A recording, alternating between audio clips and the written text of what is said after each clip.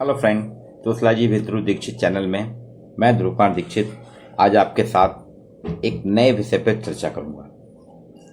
हम सभी जानते हैं कि डिजिटल युग है ये, और जैसे जैसे टेक्नोलॉजी बढ़ती जा रही है, नए नए इन्वेंशन होते जा रहे हैं, कंप्यूटर, इंटरनेट एक महत्वपूर्ण भूमिका में आया है।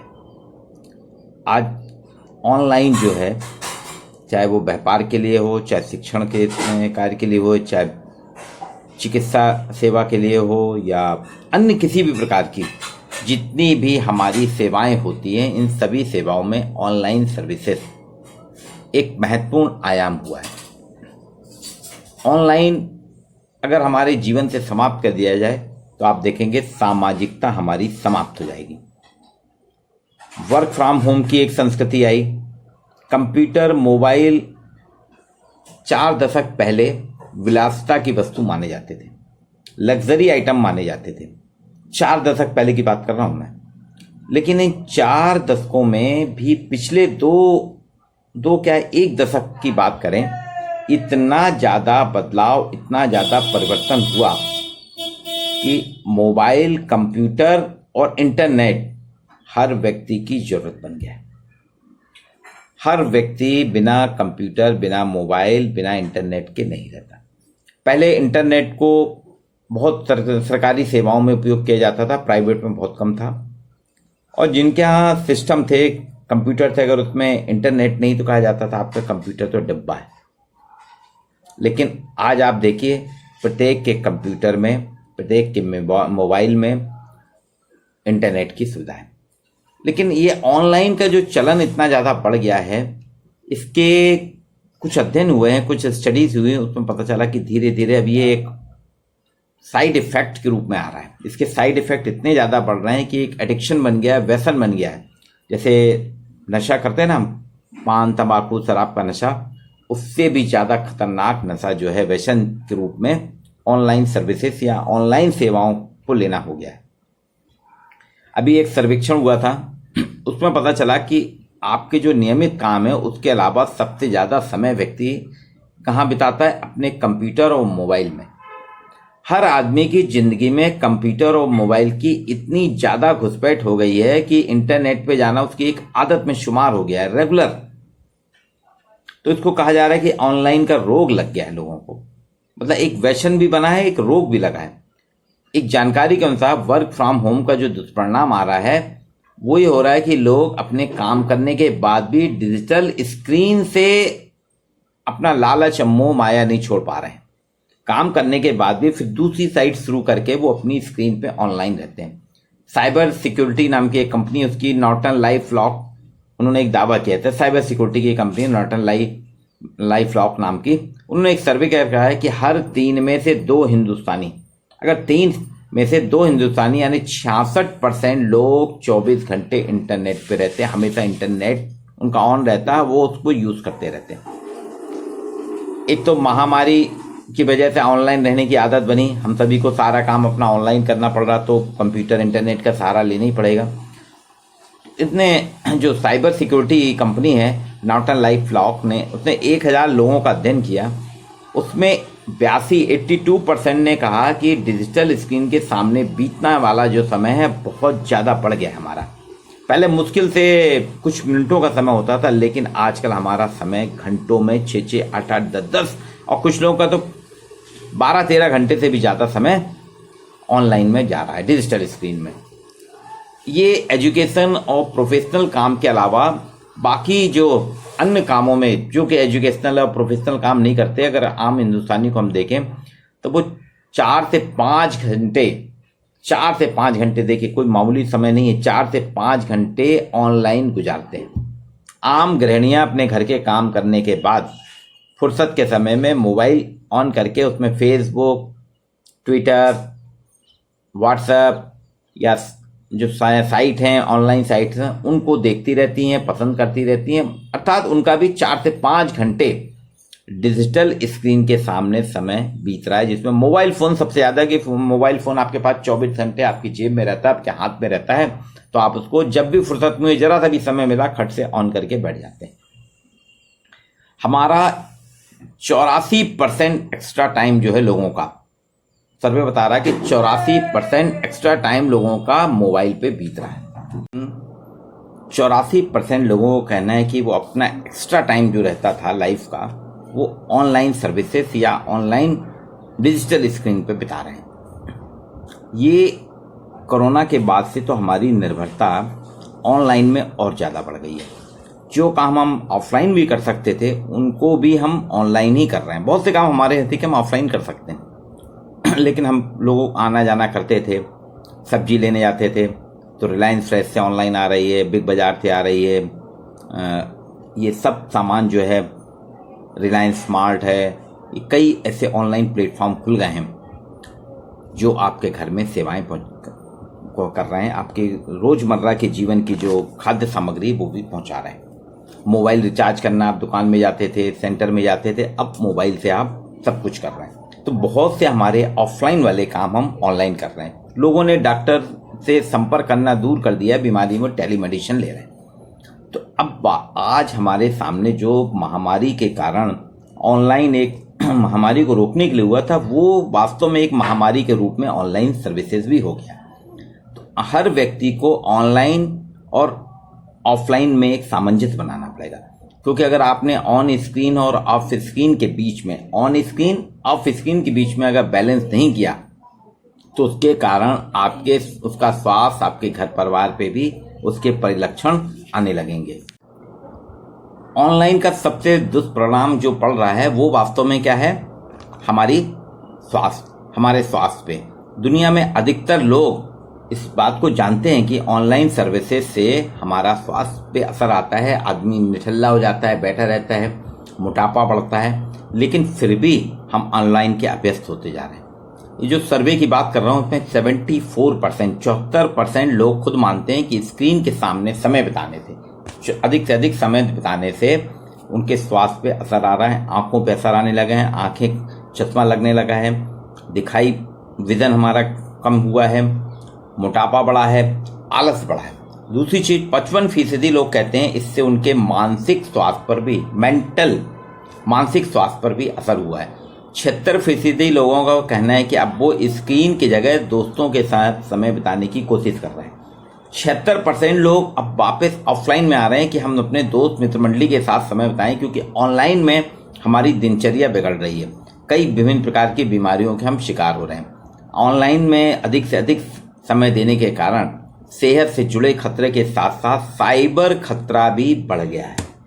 हम जितना ज़्यादा ऑनलाइन का प्रयोग कर रहे हैं, आप देखिए साइबर क्रिमिनल, साइबर अपराधी जो हैं वो भी उतने ज़्यादा सक्रिय हो रहे हैं और आपसे कहीं ना कहीं ऑनलाइन सेवाओं के माध्यम से आपके साथ फ्रॉड करते हैं और आदमी उसका शिकार हो जाता है। इसलिए आजकल जागरूकता बढ़ रही है, लोगों को ये कहा जा रहा है कि आप ऑनलाइन सर्विसेज का कम से कम प्रयोग करें। अब इसका एक और जो अध्ययन हुआ है वो कह रहा है कि दोस्तों से ज़्यादा आज आम आदमी जो है अपने दोस्तों से ज़्यादा फ़ोन को ज़्यादा महत्व दे रहे हैं, जिससे वो अवसाद में फंसता जा रहा है। ब्रिटेन की एक स्टडी है, वाशिंगटन की, ब्रिटेन और अमेरिका की स्टडी है। तो वाशिंगटन की स्टडीज में बताया है कि अक्सर दोस्त और परिवार के सदस्यों के साथ भी जब हम बैठते हैं तो हमारा ध्यान, अधिकतर ध्यान फ़ोन पर रहता है। हम आपस में बातचीत कर रहे हैं, अपने फ़ोन पे देख रहे हैं। आपके घर में कोई मिलने जुलने वाला, आप उससे बातचीत कम कर रहे हैं, फ़ोन पे ज़्यादा ध्यान दे रहे हैं। खाना खाते समय भी आप एक हाथ से खाना खा रहे हैं, दूसरे हाथ से आप मोबाइल को ऑपरेट कर रहे हैं। ये जो व्यवहार है ये बहुत ही चिंताजनक है। इसको वहाँ पे विशेषज्ञों का कहना है, इससे दोस्तों की जो हम अनदेखी करते हैं, अपने रिश्तेदारों की अनदेखी करते हैं, वो आपके साथ बैठे हैं, आपके साथ अपने लहमे शेयर कर रहे हैं और आप मोबाइल पे अपना टाइम बिता रहे हैं, तो इससे आपके रिश्तों पे गंभीर असर पड़ सकता है। इस व्यवहार को फबिंग के रूप में कहा गया, इसको कहा गया ये फबिंग है और ये बहुत ही चिंताजनक व्यवहार है, क्योंकि एक अभी अध्ययन हुआ है उसमें फबर्स कहते हैं, जो अपने दोस्तों को नज़रअंदाज करता है उसे फबर्स कहते हैं। लोग अपने फ़ोन में मशगूल रहते हैं, जिससे उनमें मेंटल डिसीज की संभावनाएं बढ़ती जा रही हैं। ऑनलाइन संवाद को हम ज़्यादा वरीयता देते हैं। आजकल हम ऑफलाइन संवाद नहीं करते, लोगों से मिलते जुलते नहीं हैं, उनसे थोड़ी बहुत बात करेंगे उसके बाद ठीक है आपसे मैं फ़ोन पे बात करूंगा। और फ़ोन पे बात हम ज़्यादा देने के कारण शोधकर्ता कह रहे हैं कि इसमें जो अवसाद में ग्रसित होता जा रहा है व्यक्ति, पब, कैफे, पार्टी, इन सामाजिक स्थितियों की हम अनदेखी करने लगे। पहले हमारे यहाँ होता था, जो भी कार्यक्रम होता था, या जबलपुर की तो एक खास आदत थी कि कुछ चाय के शौकीन होते हैं, वो चाय के अड्डे थे, वहाँ पे इकट्ठे होते थे सब लोग, वहीं फ़ोन करके बुला लिया जाता, आप आइए, और इंडियन कॉफ़ी हाउस की टेबल सबकी बुक रहती थी, जिसमें पत्रकार थे, प्रोफेसर थे, शिक्षक थे और नेता लोग। तो जबलपुर के इंडियन कॉफ़ी हाउस में ये एक मित्र मंडली होती थी। आजकल मैं जाता हूँ, मैं कई बार गया, देखा कि वहाँ पे ये मित्र मंडली जो 3-3, 4-4 घंटे 2-2, 3-3 कॉफ़ी पी के निकालते थे और डिस्कशन करते थे। वो अपना एकेडमिक डिस्कशन करते थे, पत्रकार समसामयिक चर्चाओं पे, विषयों पे चर्चा करते थे, शिक्षक करते थे, शिक्षक संघ या जो छात्र नेता वगैरह रहते थे वो कॉफ़ी हाउस में डिस्कशन करते थे, हम अपना आंदोलन कैसे चलाएंगे, आंदोलन कैसे करेंगे। तो वो कॉफ़ी हाउस में भीड़ खत्म हो गई है, अब वो मोबाइल पे बात कर रहे हैं। तो ये जो फबिंग व्यवहार है, व्यवहार में जो फबिंग दिखाई दे रहा है, ये एक बहुत खतरनाक चीज़ है। अभी मैंने जो वाशिंगटन की बात की, वाशिंगटन ने भी एक सामाजिक संस्था ने अध्ययन किया है, तो वो सामाजिक व्यवहारों का अध्ययन किया, व्यक्ति के सामाजिक व्यवहारों का। तो वो 472 प्रतिभागियों का जो अध्ययन किया, वो 19 साल के लोगों को उनने चुना था, 19 ईयर्स के। तो बताया कि उनमें से अधिकतर लोग जो हैं स्मार्टफोन जो यूज़ करते हैं मिनिमम 10 मिनट और मैक्सिमम 5 घंटे से भी अधिक। उसका पैटर्न पूछा कि क्या पैटर्न था, तो उन्होंने कहा फ़ोन का सबसे अधिक प्रयोग वो करते हैं टेक्स्ट मैसेजिंग में करते हैं, कॉलिंग में करते हैं, गेमिंग में करते हैं, फोटो लेने, सेल्फी, हाँ सेल्फी का शौक बहुत है और सेल्फी के कारण कई लोगों की मौत भी हो गई, कई लोग दुर्घटनाग्रस्त भी हुआ है। तो इससे उनमें विक्षिप्तता, दोस्ती की संतुष्टि का मूल्यांकन, कुछ चीज़ों को देखा गया था। तो धीरे धीरे क्या हो रहा है कि व्हाट्सएप है, आपका फेसबुक है, इसमें हम ज़्यादा समय देते हैं और कुछ चीज़ों को तो लोग बिना पढ़े ही फॉरवर्ड करने में बहुत ज़्यादा व्यस्त रहते हैं। तो अध्ययन में बताया कि अधिकतर लोगों के जितने भी मैसेजेस आते हैं बिना देखे पढ़े समझे ही वो फॉरवर्ड करते हैं, इनकी संख्या जो है 40% से ऊपर है। तो फबिंग की जो जांच की गई, फबिंग जो व्यवहार है, साइकोलॉजिकल व्यवहार है, जो साइकोलॉजिस्ट ने अध्ययन किया है और सोशलॉजिस्ट ने अध्ययन किया, वो कह रहे हैं फबिंग व्यवहार की जो जांच की है उसमें बताया है कि उनने हस्बैंड वाइफ, माता पिता, प्रेमी प्रेमिका के बीच में जो करा, उनका कहना है कि फ्रेंड फबिंग की किसी को जानकारी नहीं है, लेकिन वो करते हैं वैसे ही व्यवहार। अभी मानसिक रूप से पीड़ित हैं, ये इसलिए हुए, ये जो मानसिक रोगी हुए हैं उसका मूल कारण जो अध्ययन में आया, निष्कर्ष प्राप्त हुआ, वो मोबाइल फ़ोन के संपर्क में जो लोग ज़्यादा रहते हैं उनके साथ ये व्यवहार अधिकतर देखने आया, वो अधिक पीड़ित है। इससे जो रिश्ते हमारे प्रभावित हो रहे हैं, इसके कारण क्या है, उच्च स्तर का अवसाद हो रहा है, मेंटल टेंशन होता है, फटीग होता है, सामाजिक चिंता होती है, विक्षिप्तता होती है। ये सारी ट्रेंड जो हैं वो फ्रेंड फबिंग से कारण है। जो लोग अपने फबिंग व्यवहार करते हैं ना, फ्रेंड फबिंग, फ़ोन के साथ जुड़े रहना, फ़ोन पे ही अपने मित्रों से बतियाना, आप बिलीव नहीं करेंगे, सर्वे में बताया गया है कि लोगों का एक बार के कॉल करने में, फ़ोन कॉल करने में लोग कम से कम, मिनिमम कुछ लोग तो 5 मिनट बात करते हैं और मैक्सिमम लोगों का है कि 2-2, 3-3 घंटे बात करते हैं, और उसमें भी उनका फ़ोन डिस्चार्ज ना हो जाए, बैटरी ख़त्म न हो जाए, इसलिए पावर बैंक भी साथ में रखते हैं। और तत्काल जैसे अलर्ट आता है कि बैटरी आपकी 10% बची, 15%, वो पावर बैंक को इंसर्ट कर लेते हैं और उनका बात कंटिन्यू चलती है। तो 3-3, 4-4 घंटे बात करते हैं, इस कान से इस कान, इस कान से कान पलटता रहता है, लेकिन उनकी बात खत्म नहीं होती। और उसमें मूलतः निष्कर्ष है, काम की बात सिर्फ 5% होती है। इन फ़ोन संबंधी जो व्यवहार है, फबिंग में जो लोग फ़ोन का अधिक उपयोग नहीं करते, उनमें फबिंग का व्यवहार जो था, स्तर था, फबिंग फोबिया जो था, वो उसका लेवल बहुत कम था। जो नियमित फ़ोन ज़्यादा करते हैं उनमें फबिंग जो है व्यवहार वो बहुत ज़्यादा था। तो ये बताया गया कि इसमें उनकी दोस्ती, जिनके साथ फ़ोन पे जो व्यवहार नहीं करते, उनकी फ्रेंडशिप ज़्यादा मजबूत है, वो सहयोग है, विनम्रता है, दयालु हैं, मैत्रीपूर्ण व्यवहार था उनके जीवन में। लाइफ साइकिल में जो उनके साइकोलॉजिकल एस्पेक्ट देखे तो वो सहयोगी बहुत हैं, विनम्रता है, दयालु है, मैत्रीपूर्ण व्यवहार। ये कौन? जो कम से कम फ़ोन का, ऑनलाइन स्क्रीन का प्रयोग कम करते हैं, जो ऑफलाइन स्क्रीन में रहते हैं। जो ऑनलाइन रहते हैं हमेशा ऑनलाइन स्क्रीन का प्रयोग ज़्यादा करते हैं, फ़ोन का ज़्यादा प्रयोग करते हैं, उनमें सहयोग की भावना कम होती है, विनम्रता कम होती है, दयालुता कम होती है और मैत्रीपूर्ण व्यवहार कम होता है। वो चिड़चिड़ापन उनमें बढ़ जाता है, झगड़े की प्रवृत्ति बढ़ जाती है, आपस में लड़ाई झगड़ा करने लगते हैं। एक ओक्लाहोमा यूनिवर्सिटी है, वहाँ डॉक्टरेट के उम्मीदवार जुहिंगसन ने अध्ययन का नेतृत्व किया। वो कह रहे हैं दिन प्रतिदिन की बातचीत में फबिंग की मात्रा बढ़ती जा रही है और उस पर उन्होंने अध्ययन में बताया है कि इसका कारण क्या है। लोगों बाग फोन में अधिक से अधिक व्यस्त हो रहे हैं। कैफे में जब बैठते हैं तो भी अपने दोस्तों के साथ कैफे में गए, रेस्टोरेंट में गए, कैफे में गए, ऑर्डर कर दिया, लेकिन डिनर कर रहे हैं तो भी उनके बीच में जो एक सर्कल है उस पर ज़्यादा फोकस ना करके फ़ोन पे ज़्यादा फोकस करते हैं। और इसलिए आप देखेंगे कई बार कॉफ़ी हाउस में कॉफ़ी पिलाने के बाद ठंडी हो जाती है। फ़ोन के नोटिफिकेशन को लेके लोग बेहद उत्सुक हैं कितने आए। अगर आपके नोटिफिकेशन कम आए तो लोग आप परेशान हो जाते हैं। तो ये एक बीमारी है ऑनलाइन रहने की। ऑनलाइन जो है, ऑनलाइन व्यवहार ये वास्तव में एक बीमारी रोग के रूप में आया है, जो धीरे धीरे देश के 66% लोग जो हमेशा इंटरनेट पे हैं उनके लिए खतरनाक स्थिति है।